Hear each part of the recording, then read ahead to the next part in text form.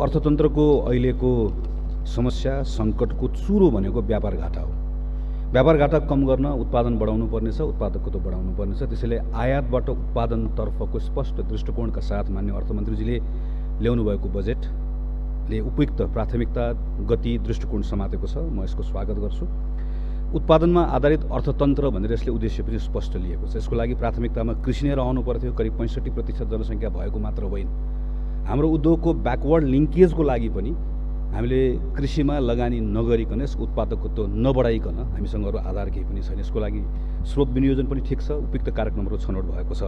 उत्पादनमा वृद्धि, विकास र समृद्धि भनेर उत्पादन गर्न सकिने सेक्टर्सहरू, चाहे टेक्सटाइल, जुत्ता, कन्स्ट्रक्सन, थुप्रै जुन कुराहरू हामीले सुझाइरहेका थियौँ, यसलाई प्रोत्साहन गर्ने गरिकन निर्यात प्रवर्धन गर्ने कुराको सन्दर्भमा पनि, आयातलाई दुरुत्साहन गर्ने कुराहरूको सन्दर्भमा पनि र कतिपय कुराहरूमा सहज बनाउनको लागि प्रधानमन्त्रीकै नेतृत्वमा यो रहने कार्यक्रम सहितको जुन थुप्रै कार्यक्रमहरू आएको छ, यो पनि एकदम उपयुक्त छ। कोभिडको कारणले गर्दा अर्थतन्त्र जसरी शिथिल भयो, त्यसबाट थला परेको सोसाइटीको विभिन्न समूहहरू, कहीँ औषधिको राहतले होला, कहीँ यो चुलोमा दिने छुटले होला, कहीँ आवासमा दिने छुटले होला, कहीँ कर्जा प्रवाहलाई सजिलो बनाउने कुरा होला, इन्टरनेट सस्तो बनाउने कुरा होला, तलबको वृद्धि होला, आयकरको त्यहाँ छुटको कुराहरू होला।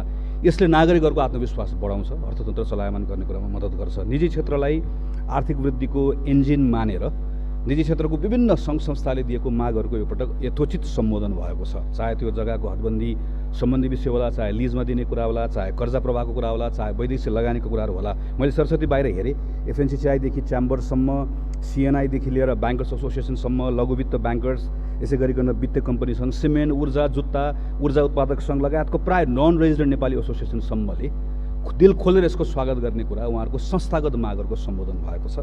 यो आधारमा हामीले हेऱ्यौँ भने यो बजेटले जनताको तहमा पनि र थुप्रै यो खालको निजी क्षेत्रका विभिन्न सेक्टर्सहरूलाई एक प्रकारले एउटा विश्वास दिलाएको, जसले अर्थतन्त्रलाई थप चलायमान बनाउने कुराको अपेक्षा गर्न सकिन्छ। पेट्रोलियम पदार्थको निर्भरता घटाउने कुराको सन्दर्भमा एउटा जुन लक्ष्य लिनुपर्ने थियो, यसले त्यसलाई पनि पक्रेको छ। त्यसैले यो सिद्धान्तको हिसाबले पनि ठिक छ, प्राथमिकताको हिसाबले पनि ठिक छ। यो समयले जे माग गरेको छ त्यसलाई अर्थमन्त्रीजीले बुझेर ल्याउनु भएको छ। म यसको स्वागत गर्छु। अब यस पछाडि मेरा केही प्रश्नहरू छन्। मेरो पहिलो प्रश्न, बजेटको आकारको सन्दर्भमा खर्च गर्ने क्षमता नभएर यो चालु आर्थिक वर्षमा यसको आकार संशोधन गर्नुपर्छ भनेर माननीय अर्थमन्त्रीजीले यसरी संशोधन गर्नुभयो। हाम्रो स्रोत व्यवस्थापनमा हामीले के नयाँ कुरा गर्दैछौँ, वा हाम्रो क्षमता अभिवृद्धि गर्ने कुरामा हामी के नयाँ कुरा गर्दैछौँ, जसको कारणले गर्दा यो वर्ष माननीय अर्थमन्त्रीजी आफैले करिब 20% बजेटको आकार बढाउने कुरा यहाँ प्रस्तुत गर्नुभएको छ। यसलाई म जस्तो एउटा सांसदलाई यसको आधार छ, केही कुरा यो तथ्यमा, तथ्याङ्कमा, प्रमाणमा आधारित भएर मैले यसको आकार ल्याएको छु भनेर मलाई कसरी आश्वस्त पार्नुहुन्छ? मेरो दोस्रो प्रश्न स्रोत व्यवस्थापनको बारेमा छ।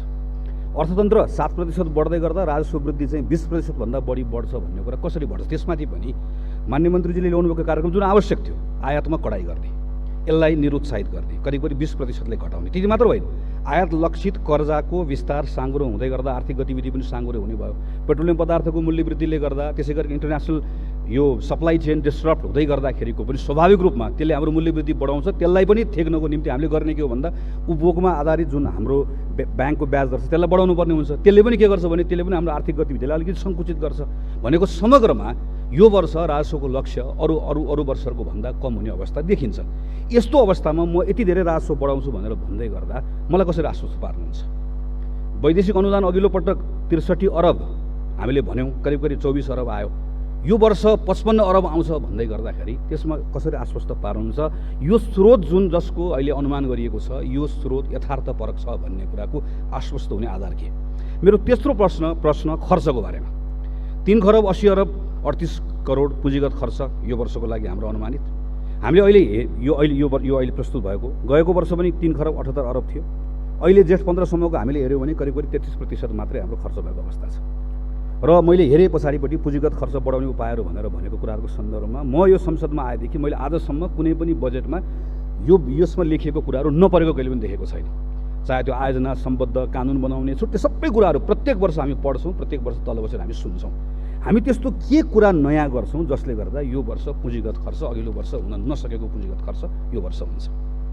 यो रूपान्तकारी हो भनेर भन्न मलाई मन छ, तर रूपान्तकारी हुनका निम्ति सामान्यतः बजेटमा हामीले के हेर्ने हो भने सामान्य खर्च कति छुटाएको छ, पुँजीगत खर्च कति छुटाइएको छ, वित्तीय व्यवस्थापन कसरी गर्न लागि छ, वा सङ्घीयताको सन्दर्भमा तल पैसा कति पठाइदिएछ। गएको वर्ष वा त्योभन्दा अघिल्लो वर्षसँग हामीले तुलना गरेर हेऱ्यौँ भने सामान्य खर्च, पुँजीगत खर्च, तल स्थानीय सरकारले दिने पैसा, प्रदेश सरकारले दिने पैसामा खासै केही फरक देखिँदैन। यो मौका आउँदै गर्दा यो गर्ने कुरामा खास गरिकन मान्य अर्थमन्त्रीजीले यसमा ध्यान पुर्याउनु भएन। मेरो अर्को प्रश्न यो छ। मेरो अर्को पाँचौँ प्रश्न मन्त्रालयहरूको बारेमा छ।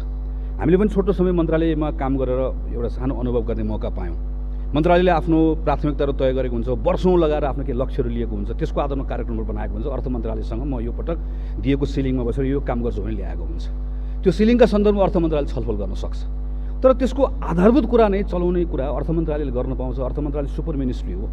स्वास्थ्य बिमाका सन्दर्भमा यो सामाजिक स्वास्थ्य सुरक्षाको कार्यक्रम हो। वर्षौँ लगाएर हामीले स्वास्थ्य बिमाको एउटा अवधारणा बनायौँ। यही संसदमा यही उभिएर मैले प्रस्तुत गरेको कानुन हो। हामी त्यसमा थुप्रै कामहरू गर्नुपर्नेछ। तर यो पटक अर्थ मन्त्रालयले के ल्याइदियो? स्वास्थ्य बिमालाई अब बिमा कम्पनी मार्फत बिमा कम्पनी मार्फत चलाउने भनेको त्यो नेपालले अहिलेसम्म लिएको स्वास्थ्य बिमाको सामाजिक सुरक्षाको दृष्टिकोण नबुझ्नु हो। मैले अर्को ठाउँमा हेरेँ, स्थानीय पूर्वाधार विभागलाई खारेज गरेर हामीले भौतिक पूर्वाधार मन्त्रालयमा लगेर गादिने भनेर भन्यौँ। त्यसले भौतिक पूर्वाधार मन्त्रालयभित्रको वृत्ति विकास कसरी रोक्छ? यो भौतिक पूर्वाधार मन्त्रालयले मागेको हो कि होइन? ऊर्जा मन्त्रालयको त्यत्रो महत्त्वपूर्ण कार्यक्रम छ। मैले अघि आफैले भने यति धेरै महत्त्वपूर्ण कार्यक्रमहरू छ। म मान्य मन्त्रीजीलाई मैले धन्यवाद पनि दिइसकेँ। खास गरिकन चाहिँ पेट्रोलियम पदार्थमाथिको निर्भरता घटाउनका निम्ति ल्याएको यति धेरै प्रशंसा गर्ने कार्यक्रमहरू भएको बेलामा इलेक्ट्रिक मोबिलिटीका सन्दर्भमा हामीले यति महँगो गाडी, यति सस्तो गाडी भनेर त्यसलाई त्यो राजस्वको चस्माले मात्र हेऱ्यो भने इलेक्ट्रिक मोबिलिटीको त्यो सम्भावना आउँदैन।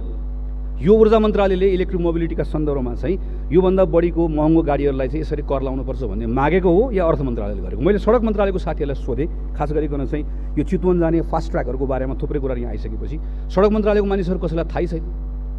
यो सडक मन्त्रालय होला नि त, लगानी बोर्डले पैसा जुटाए पनि यसको प्रारम्भ त सडक मन्त्रालयबाट हुने होला, भौतिक पूर्वाधार मन्त्रालयबाट हुने होला। त्यसैले यो मन्त्रालयहरूलाई ल्याएको कार्यक्रमहरूलाई एक ठाउँ समायोजन गर्ने हो कि अर्थ मन्त्रालय कतिपय सन्दर्भमा त्यसका फन्डामेन्टल कुराहरूलाई बदल्ने गरिकन गर्ने कुरो उपयुक्त हो कि होइन?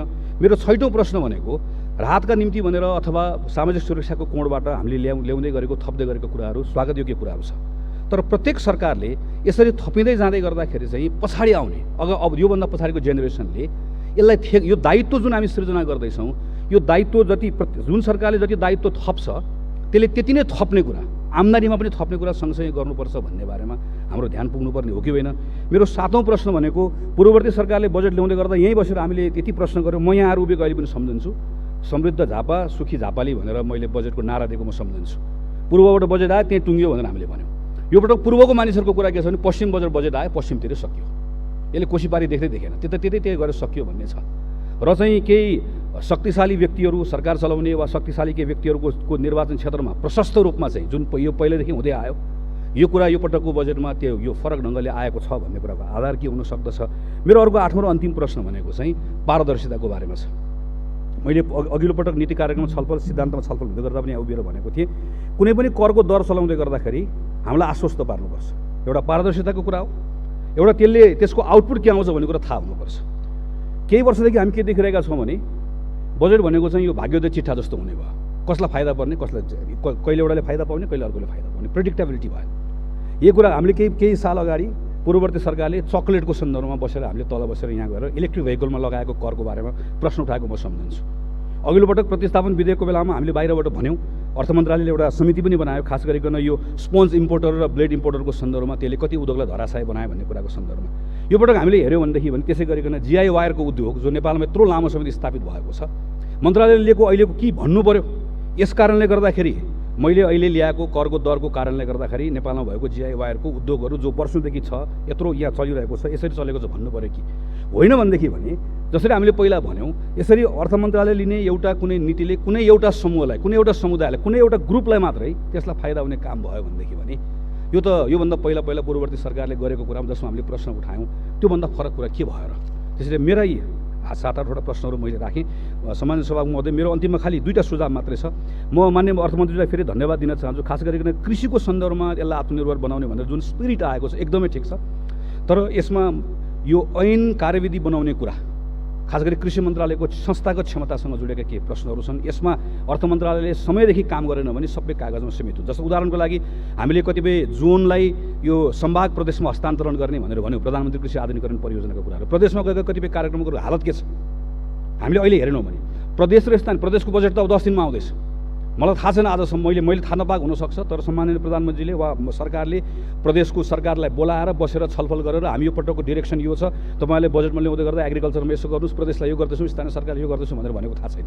हार्मोनाइज कसरी गर्ने, यो हार्मोनाइज गरेर गरिएन भने थुप्रै कुरा स्थानीय सरकार र प्रदेश सरकारले गर्ने भनेको कुरा यहाँ आएर अड्कन्छ। मेरो यसमा त मेरो अन्तिम कुरा भनेको म एकपटक फेरि धन्यवाद दिन चाहन्छु सरकारलाई, खास गरिकन उत्पादन र वृद्धिका कुराको सन्दर्भमा प्रधानमन्त्री उत्पादन तथा उपभोग अभिवृद्धि कार्यक्रम जुन ल्याउनु भएको छ यो एकदमै ठिक छ, तर उद्योग मन्त्रालयले यसलाई लिड गर्ने र प्रशस्त ठाउँमा छरिएको छ। त्यो सबै छरिएको कार्यक्रम एक ठाउँ लिएर आउने, चाहे त्यो करमा छुट होस्, चाहे त्यो प्रोत्साहन होस्, चाहे त्यो सहज बनाउने कुरा होस्। उदाहरणको लागि उपभोग वृद्धि गर्ने कार्यक्रममा भाटबटिनी जस्तो सुपर मार्केटमा कुनै पनि मार्टमा उसले लिएको स्पेसको 20% ठाउँ अनिवार्य रूपमा नेपाली उत्पादनलाई ठाउँ दिनुपर्छ भनेर मात्रै हामीले एउटा कुरा उद्योग मन्त्रालयले गर्यो। त्यस बापत चाहिँ हामीले के छुट दिन्छौँ भनेर आयो भनेदेखि पनि अब स्थानीय सरकारसँग मिलेर हामीले काम गऱ्यौँ भने हामीले जुन उत्पादन उपभोग वर्ष भनेर दशक भनेर भनेका छौँ यसमा व्यापक रूपमा काम गर्न सकिन्छ। च्यालेन्ज फन्ड, स्टार्टअप फन्ड सबभन्दा पहिलोपटक माननीय सुशील कोइराला प्रधानमन्त्री हुँदै गर्दाखेरि मैले नै गरेर प्रस्ताव गरेको, तर गएको 8 वर्ष 9 वर्षदेखि लगातार प्रत्येकचोटिको बजेटमा देखेको छु, तर अहिलेसम्म यो कार्यान्वयन भएको छैन, कुनै पनि वर्ष कार्यान्वयन भएको छैन। कहिले च्यालेन्ज फन्ड भनेर आएको छ, कहिले स्टार्टअप फन्ड भनेर आएको छ। यस्तो कार्यक्रमहरू जुन अत्यन्त उत्कृष्ट कार्यक्रमहरू परेका छन् ती कतिपय कुराहरूको सन्दर्भमा चाहिँ यो माननीय अर्थमन्त्रीलाई फेरि सम्मानित सभाको महोदय मार्फत मेरो आग्रह छ, यसलाई समयमै यो बजेट सकिन साथै सम्बन्धित मन्त्रालय बोलाएर तुरुन्त बसेर समस्या कहाँ भएको, किन गएको वर्ष पर्यो किन भएन, त्योभन्दा अघिल्लो वर्ष पर्यो किन भएन, बजेट त परेको थियो तर कार्यान्वयन किन भएन भन्ने कुरामा छलफल गरियो भने केही परिणाम प्राप्त गर्न सकिन्छ। फेरि एकपटक सम्माननीय सभाको महोदय मार्फत मूलतः व्यापार घाटा घटाउने कुराको सन्दर्भमा यसले सही दिशा पक्रेको छ। म यसको लागि चाहिँ सम्माननीय सभाको महोदय मार्फत माननीय अर्थमन्त्रीलाई धन्यवाद भन्दै आफ्नो कुरा टुङ्ग्याउँछु। धन्यवाद। जय नेपाल।